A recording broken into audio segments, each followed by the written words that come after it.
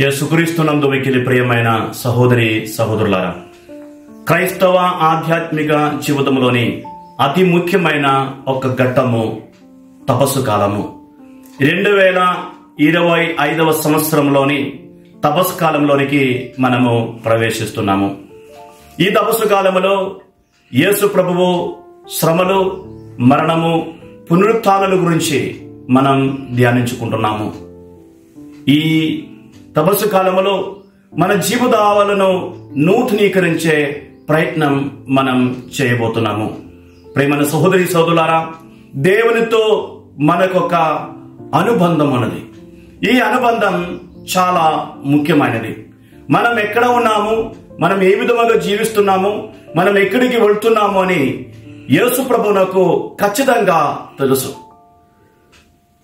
ఆదికాండము 3వ అధ్యాయం వచనములు 8 నుంచి 10 వరకు, తప్పు చేసిన ఆది మానవులు దాగుకున్నప్పుడు దేవుడు వారి దగ్గరికి వచ్చి వాళ్ళను అడుగుతున్నారు, మీరు ఎక్కడ ఉన్నారు? వాళ్ళు దాగుకున్నప్పుడు ప్రభువు వాళ్ళను చూస్తారని గాని, ప్రభువు వాళ్ళను కనిపెడతారని గాని వాళ్ళు ఊహించలేదు. కానీ ప్రభు వచ్చేసరికి వాళ్ళు అక్కడ లేరు. కాబట్టి ప్రభు అడుగుతున్నారు, మీరు ఎక్కడ ఉన్నారు? ఈ తపస్సు కాలంలో మనల్ని ఉద్దేశించి కూడా దేవుడు అడుగుతూ ఉన్నారు, మీరు ఎక్కడ ఉన్నారు? మీరు ఎక్కడికి వెళ్తున్నారు? మీ జీవితం ఎలా సాగుతుంది? ప్రేమైన సహోదరి సహోదరులారా, దేవుని దృష్టిలో మనమందరం స్పష్టంగా కనబడుతూ ఉంటాము. హెబ్రీయులకు రాయబడిన లేఖ 4వ అధ్యాయం 13వ వాక్యములో మనము ఇలా చదువుతున్నాము, ఆయన సన్నిధి నుంచి మనము దాచగలిగినది ఏదియో లేదు. మనమందరము ఆయనకు స్పష్టంగా కనబడుతూ ఉంటాము. మనము ఆయన ముందు లెక్కలు చెప్పాల్సి వస్తుంది. ప్రియమైన సహోదరి సహోదరులారా, ఈ ప్రభు మనల్ని చూస్తూ ఉన్నారు.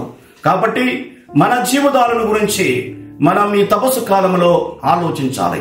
మనం ఎలా జీవిస్తున్నాము, మనం ఎక్కడికి వెళ్తున్నాము అని ఆలోచించి యేసు ప్రభు దగ్గరికి మనం తిరిగి వెళ్ళాలి.